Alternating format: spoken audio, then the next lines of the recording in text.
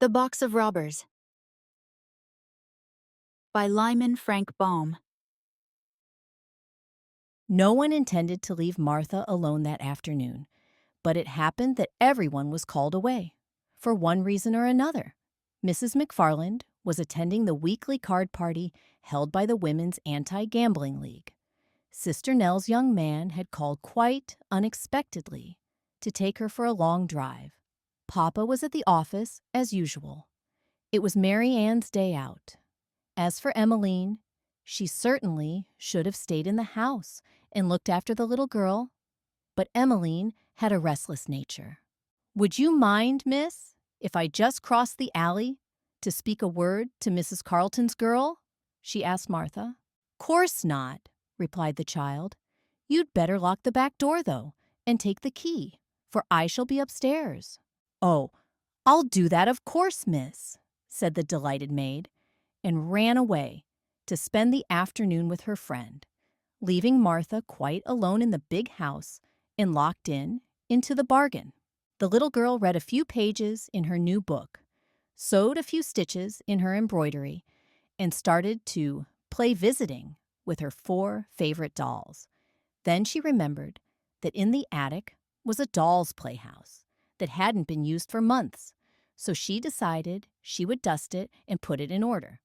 Filled with this idea, the girl climbed the winding stairs to the big room under the roof. It was well lighted by 3 dormer windows and was warm and pleasant. Around the walls were rows of boxes and trunks, piles of old carpeting, pieces of damaged furniture, bundles of discarded clothing, and other odds and ends of more or less value. Every well-regulated house has an attic of this sort, so I need not describe it. The doll's house had been moved, but after a search, Martha found it away over in a corner near the big chimney. She drew it out and noticed that behind it was a black wooden chest, which Uncle Walter had sent over from Italy years and years ago, before Martha was born, in fact.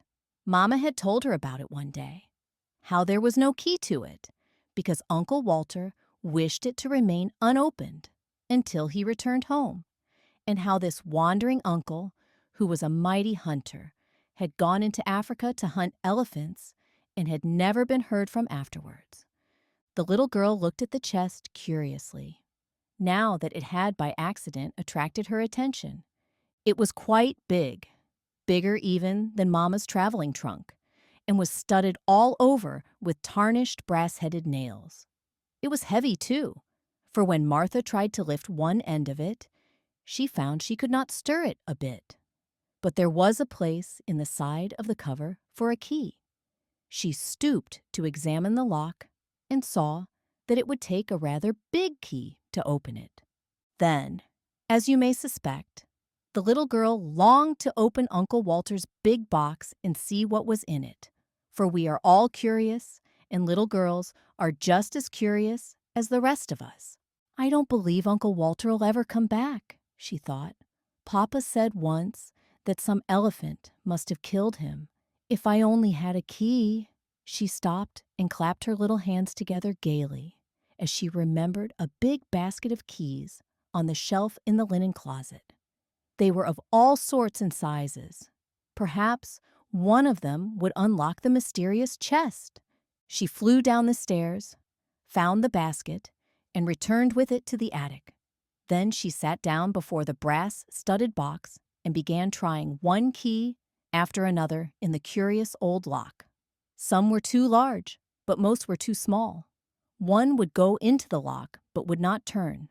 Another stuck so fast that she feared for a time that she would never get it out again. But at last, when the basket was almost empty, an oddly shaped ancient brass key slipped easily into the lock. With a cry of joy, Martha turned the key with both hands. Then she heard a sharp click, and the next moment the heavy lid flew up of its own accord. The little girl leaned over the edge of the chest an instant, and the sight that met her eyes caused her to start back in amazement. Slowly and carefully, a man unpacked himself from the chest, stepped out upon the floor, stretched his limbs, and then took off his hat and bowed politely to the astonished child. He was tall and thin, and his face seemed badly tanned or sunburnt. Then another man emerged from the chest, yawning and rubbing his eyes like a sleepy schoolboy. He was of middle size, and his skin seemed as badly tanned as that of the first. While Martha stared open-mouthed at the remarkable sight, a third man crawled from the chest. He had the same complexion as his fellows, but was short and fat. All three were dressed in a curious manner. They wore short jackets of red velvet braided with gold and knee breeches of sky-blue satin with silver buttons. Over their stockings were laced wide ribbons of red and yellow and blue, while their hats had broad brims with high peaked crowns, from which fluttered yards of bright-colored ribbons. They had big gold rings in their ears and rows of knives and pistols in their belts. Their eyes were black and glittering, and they wore long, fierce mustaches, curling at the ends like a pig's tail. "My, but you were heavy!" exclaimed the fat one, when he had pulled down his velvet jacket and brushed the dust from his sky-blue breeches. "And you squeezed me all out of shape." "It was unavoidable, Luigi," responded the thin man lightly. "The lid of the chest pressed me down upon you. Yet I tender you my regrets." "As for me," said the middle-sized man, carelessly rolling a cigarette and lighting it, "you must acknowledge I have been your nearest friend for years, so do not be disagreeable." "You mustn't smoke in the attic," said Martha, recovering herself at sight of the cigarette. "You might set the house on fire." The middle-sized man, who had not noticed her before, at this speech turned to the girl and bowed. "Since a lady requests it," said he, "I shall abandon my cigarette." And he threw it on the floor and extinguished it with his foot. "Who are you?" asked Martha, who until now had been too astonished to be frightened. "Permit us to introduce ourselves," said the thin man, flourishing his hat gracefully. "This is Lugui," the fat man nodded. "And this is Benny," the middle-sized man bowed. "And I am Victor. We are 3 bandits, Italian bandits." "Bandits?" cried Martha, with a look of horror. "Exactly. Perhaps in all the world there are not 3 other bandits so terrible and fierce as ourselves," said Victor proudly. "'Tis so," said the fat man, nodding gravely. "But it's wicked!" exclaimed Martha. "Yes, indeed," replied Victor. "We are extremely and tremendously wicked. Perhaps in all the world you could not find 3 men more wicked than those who now stand before you." "'Tis so," said the fat man, approvingly. "But you shouldn't be so wicked," said the girl. It's naughty." Victor cast down his eyes and blushed. "Naughty!" gasped Benny with a horrified look. "'Tis a hard word," said Luigi sadly, and buried his face in his hands. "I little thought," murmured Victor, in a voice broken by emotion, "ever to be so reviled, and by a lady. Yet, perhaps you spoke thoughtlessly. You must consider, miss, that our wickedness has an excuse. For how are we to be bandits, let me ask, unless we are wicked?" Martha was puzzled and shook her head, thoughtfully. Then she remembered something. "You can't remain bandits any longer," said she, "because you are now in America." "America!" cried the 3 together. "Certainly. You are on Prairie Avenue in Chicago. Uncle Walter sent you here from Italy in this chest." The bandits seemed greatly bewildered by this announcement. Lugui sat down on an old chair with a broken rocker and wiped his forehead with a yellow silk handkerchief. Benny and Victor fell back upon the chest and looked at her with pale faces and staring eyes. When he had somewhat recovered himself, Victor spoke. "Your Uncle Walter has greatly wronged us," he said reproachfully. "He has taken us from our beloved Italy where bandits are highly respected, and brought us to a strange country where we shall not know whom to rob or how much to ask for a ransom." "'Tis so," said the fat man, slapping his leg sharply. "And we had won such fine reputations in Italy," said Benny regretfully. "Perhaps Uncle Walter wanted to reform you," suggested Martha. "Are there, then, no bandits in Chicago?" asked Victor. "Well," replied the girl, blushing in her turn, "we do not call them bandits." "Then what shall we do for a living?" inquired Benny, despairingly. "A great deal can be done in a big American city," said the child. "My father is a lawyer," the bandit shuddered, "and my mother's cousin is a police inspector." "Ah," said Victor, "that is a good employment. The police need to be inspected, especially in Italy." "Everywhere," added Benny. "Then you could do other things," continued Martha encouragingly. "You could be motormen on trolley cars or clerks in a department store. Some people even become aldermen to earn a living." The bandits shook their heads sadly. "We are not fitted for such work," said Victor. "Our business is to rob." Martha tried to think. "It is rather hard to get positions in the gas office," she said. "But you might become politicians." "No!" cried Benny, with sudden fierceness. "We must not abandon our high calling. Bandits we have always been, and bandits we must remain." "'Tis so," agreed the fat man. "Even in Chicago there must be people to rob," remarked Victor, with cheerfulness. Martha was distressed. "I think they have all been robbed," she objected. "Then we can rob the robbers, for we have experience and talent beyond the ordinary," said Benny. "Oh dear," moaned the girl. "Why did Uncle Walter ever send you here in this chest?" The bandits became interested. "That is what we should like to know," declared Victor eagerly. "But no one will ever know, for Uncle Walter was lost while hunting elephants in Africa," she continued with conviction. "Then we must accept our fate and rob to the best of our ability," said Victor. "So long as we are faithful to our beloved profession, we need not be ashamed." "'Tis so," cried the fat man. "Brothers, we will begin now. Let us rob the house we are in." "Good!" shouted the others and sprang to their feet. Benny turned threateningly upon the child. "Remain here," he commanded. "If you stir one step, your blood will be on your own head." Then he added, in a gentler voice, "Don't be afraid. That's the way all bandits talk to their captives. But of course, we wouldn't hurt a young lady under any circumstances." "Of course not," said Victor. The fat man drew a big knife from his belt and flourished it about his head. "S'blood!" he ejaculated fiercely. "S'bananas!"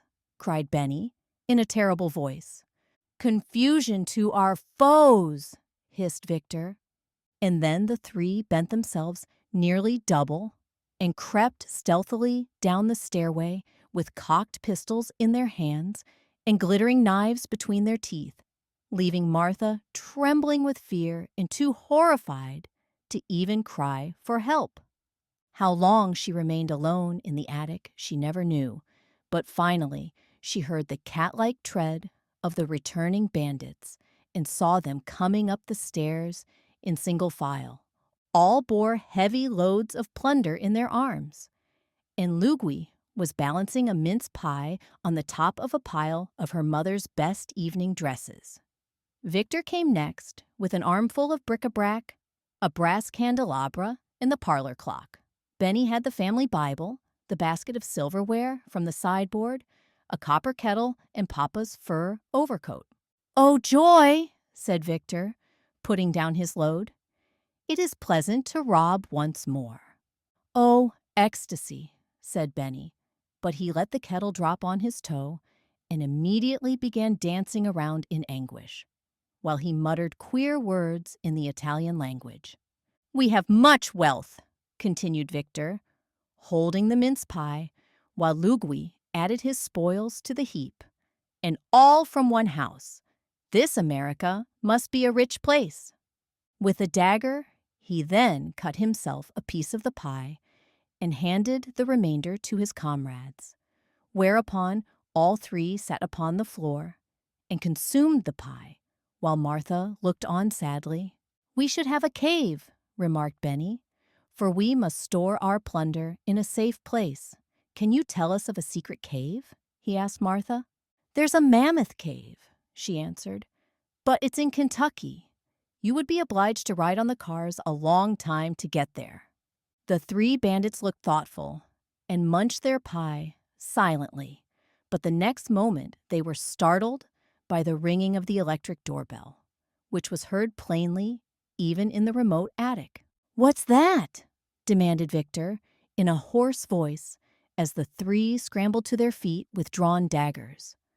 Martha ran to the window and saw it was only the postman, who had dropped a letter in the box and gone away again. But the incident gave her an idea of how to get rid of her troublesome bandits. So she began wringing her hands as if in great distress and cried out, "It's the police!" The robbers looked at one another with genuine alarm, and Lugui asked, tremblingly, "Are there many of them?" 112, exclaimed Martha, after pretending to count them. "Then we are lost," declared Benny, "for we could never fight so many and live." "Are they armed?" inquired Victor, who was shivering as if cold. "Oh, yes," said she. "They have guns and swords and pistols and axes and—" "And what?" demanded Lugui. "And cannons!" The three wicked ones groaned aloud, and Benny said, in a hollow voice, "I hope they will kill us quickly and not put us to the torture. I have been told these Americans are painted Indians, who are bloodthirsty and terrible." "'Tis so!" gasped the fat man, with a shudder. Suddenly Martha turned from the window. "You are my friends, are you not?" she asked. "We are devoted," answered Victor. "We adore you," cried Benny. "We would die for you," added Lugui, thinking he was about to die anyway. "Then I will save you," said the girl. "How?" asked the three, with one voice. "Get back into the chest," she said. "I will then close the lid, so they will be unable to find you." They looked around the room in a dazed and irresolute way, but she exclaimed, "You must be quick. They will soon be here to arrest you." Then Lugui sprang into the chest and lay fat upon the bottom. Benny tumbled in next and packed himself in the backside. Victor followed after pausing to kiss her hand to the girl in a graceful manner. Then Martha ran up to press down the lid, but could not make it catch. "You must squeeze down," she said to them. Lugui groaned. "I am doing my best, miss," said Victor, who was nearest the top. "But although we fitted in very nicely before, the chest now seems rather small for us." "'Tis so," came the muffled voice of the fat man from the bottom. "I know what takes up the room," said Benny. "What?" inquired Victor, anxiously. "The pie," returned Benny. "'Tis so," came from the bottom, in faint accents. Then Martha sat upon the lid and pressed it down with all her weight. To her great delight, the lock caught, and, springing down, she exerted all her strength and turned the key. This story should teach us not to interfere in matters that do not concern us. For had Martha refrained from opening Uncle Walter's mysterious chest, she would not have been obliged to carry downstairs all the plunder the robbers had brought into the attic.